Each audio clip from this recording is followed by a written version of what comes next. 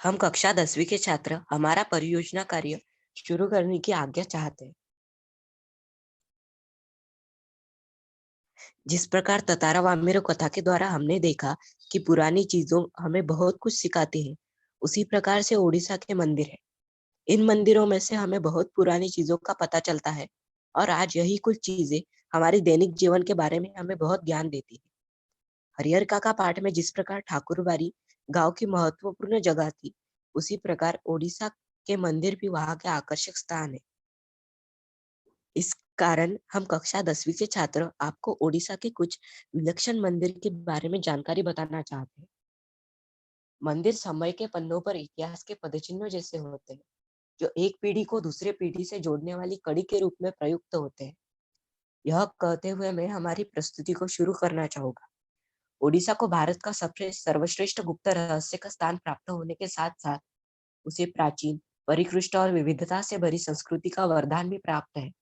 और इसी वरदान के संगम का परिणाम है उसके सुरुचिपूर्ण, ललित और मनोहर मंदिर, जो वस्तुतः ओडिशा पर्यटन की आत्मा ही है। ओडिशा ने अपना सुरुचिपूर्ण 2000 वर्षों का इतिहास को अनगिनत स्मारकों के साथ बिताया है।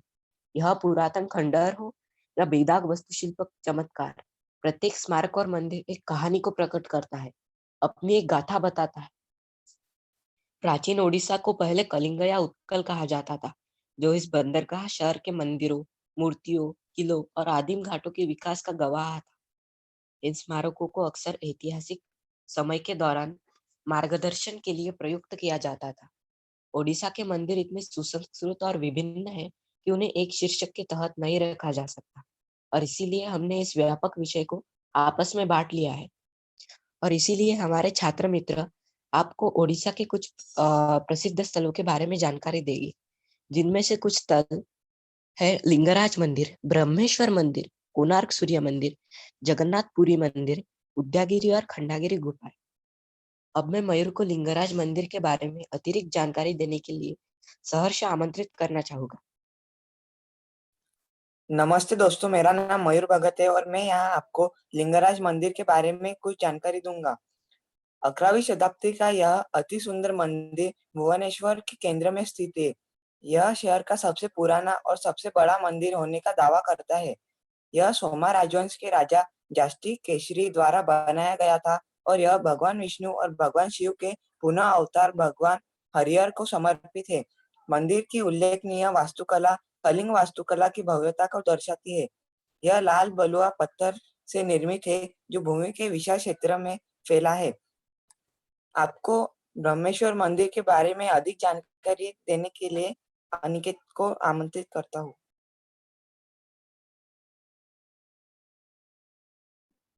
नमस्ते मित्रों, मैं अनिकेत आपको ब्रह्मेश्वर मंदिर के बारे में जानकारी दूंगा। ओडिशा के मंदिरों की संख्या को ध्यान में रखते हुए ओडिशा को मंदिरों की भूमि भी कहा जा सकता है। ऐसा ही एक मंदिर ब्रह्मेश्वर मंदिर है, जिसे इस क्षेत्र के सबसे पुराने और सबसे सुंदर रचित मंदिरों में से एक कहा जाता है। ब्रह्मेश्वर में स्थित भुवनेश्वर में स्थित ब्रह्मेश्वर मंदिर अपनी तरह का एक है और इसलिए यह हर यात्री के लिए एक दर्शनीय पर्यटन स्थल है। इतिहास और इसके जगह का एक छोटा सा भुवनेश्वर में स्थित ब्रह्मेश्वर मंदिर भगवान शिव को समर्पित है और कहा जाता है कि इसका निर्माण पहली शताब्दी की शुरुआत में किया गया था। हालांकि अभिलेखों और शिलालेखों के अनुसार यह कहा जाता है कि मंदिर 11वीं शताब्दी के दौरान चित्र में आया था, जब सोमवंशी राजवंशी इस क्षेत्र पर शासन कर रहे थे। आप यहाँ पे भुवनेश्वर मंदिर के कुछ चित्र देख सकते हैं। अभी मैं कोणार्क सूर्य मंदिर के बारे में अतिरिक्त जानकारी देने के लिए मोहित को सहर्ष आमंत्रित करता हूँ। नमस्कार, मेरा नाम मोहित है और मैं आपको कोणार्क के सूर्य मंदिर, जिसे काला पगोड़ा भी कहा जाता है, इसके बारे में जानकारी दूंगा। कोणार्क का सूर्य मंदिर ओडिशा के स्थापत्य चमत्कार को उत्कृष्ट स्पर्श प्रदान करता है। यह 7 घोड़ों के नेतृत्व में 24 विशाल पहियों के साथ एक विशाल रथ आकार का मंदिर है। किंवदंती है कि भगवान विष्णु ने दुष्ट गयासुर पर अपनी जीत का जश्न मनाने के लिए विभिन्न स्थानों पर अपना सामान रखा था। ऐसा कहा जाता है कि उन्होंने कोणार्क में अपना कमल छोड़ा था। मंदिर का निर्माण पूर्वी गंगा राजवंश के राजा नरसिंह देव ने किया था। इससे कलिंग शैली की वास्तुकला की सुंदरता का पता चलता है। अब मैं अगले मंदिर की जानकारी देने के लिए पराग को आमंत्रित करना चाहूँगा। नमस्कार मित्रों, मैं पराग अब आपके सामने जगन्नाथपुरी मंदिर या सफेद पगोड़ा इसके बारे में जानकारी देना चाहता हूँ। पुरी का श्री जगन्नाथ मंदिर भारत के पूर्वी तट पर ओडिशा राज्य के पुरी में एक विष्णु के रूप जगन्नाथ को समर्पित एक महत्वपूर्ण हिंदू मंदिर है। वर्तमान मंदिर का पुनर्निर्माण 10वीं शताब्दी से पूर्व के मंदिर के स्थान पर किया गया था और राजा अनंत वर्मा गंगा देव द्वारा पूर्वी गंगा वंश के पहले शुरू किया गया था। पुरी मंदिर अपनी वार्षिक रथ यात्रा या रथ उत्सव के लिए प्रसिद्ध है, जिनमें 3 प्रमुख देवताओं के विशाल और विस्तृत रूप को सजाया जाता है और कारों पर खींचा जाता है। अधिकांश हिंदू मंदिर में पाए जाने वाले पत्थरों या और धातु के चिन्ह के विपरीत जगन्नाथ की छवि लकड़ी से बनी है। यह 4 धामों में एक है। आप देख सकते हैं जगन्नाथपुरी मंदिर के चित्र। अब अगला भाग रुशांक द्वारा समझाया जाएगा।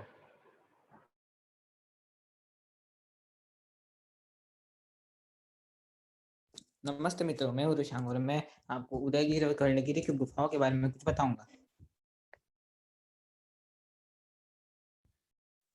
यह प्रभावशाली रॉक कटआउट गुफाएं भुवनेश्वर से केवल 7 किलोमीटर की दूरी पर स्थित है। उदयगिरी और खंडगिरी 2 पहाड़ों को क्रमशः सनराइज हिल और ब्रोकन हिल भी कहा जाता है। उदयगिरी से लगभग 35 और खंडगिरी में 15 गुफाओं की खुदाई की गई है। संभवतः इन गुफाओं को जैन भिक्षुओं ने निवास के रूप में बनाया गया था। उदयगिरी पहाड़ी में हाथी गुफा एक महत्वपूर्ण ऐतिहासिक स्थल है, जो धुरी हाथी गुफा शिलालेख के कारण बहुत हद तक ओडिशा के इतिहास को उजागर करता है।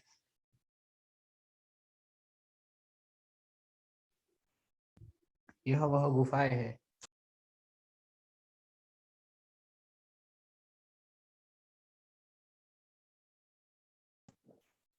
आप सबने अभी ध्यान दिया ही होगा कि उड़ीसा में कितने सारे रम्य मंदिर हैं। मंदिरों की संख्या को ध्यान में रखते हुए उड़ीसा को मंदिरों की भूमि भी कहा जा सकता है। अंततः मैं आपके सामने मंदिर की बहुत ही एक सुंदर परिभाषा को रखना चाहता हूँ। जब एक निराकार को रूप दिया जाता है, एक अनंत अस्तित्व का अभिषेक किया जाता है, कभी कभी अनंत का विसर्जन किया जाता है। ऐसा कुछ है जिसे सतह कहते हैं, जो स्पष्ट रूप से हम नहीं है, लेकिन हमारा मन इसके अस्तित्व के बारे में सचेत है। हम अपने संकट में उस सतह को एक रूप देते हैं। वह रूप भगवान है। हम भगवान से उन चीजों की मांग करते हैं जिन्हें हम और किसी से नहीं मांग सकते। हम कभी शरण की मांग करते हैं, कभी न्याय की मांग करते हैं, कभी कभी आश्रय की मांग करते हैं और कभी तो मन की शांति की भी मांग करते हैं। हम अपने दैनिक कष्टों से अपना जीवन शांतपूर्वक बिताने के लिए मंदिर जाते हैं। कुछ लोग इस तरह के समर्थन को पसंद नहीं करते और कुछ लोगों को इस समर्थन की जरूरत होती है। मंदिर हर उस चीज का प्रतीक है जिसे हम अपने पूर्व प्रतिष्ठित मानते हैं। मुझे खुशी है कि आप सबने हमें शांतिपूर्वक सुना और मैं हमारे समूह के सभी सदस्यों का, जिनके श्रम के बिना यह प्रस्तुति संभव ही नहीं हो पाती, उनका सहर्ष आभार प्रकट करना चाहता हूँ। धन्यवाद।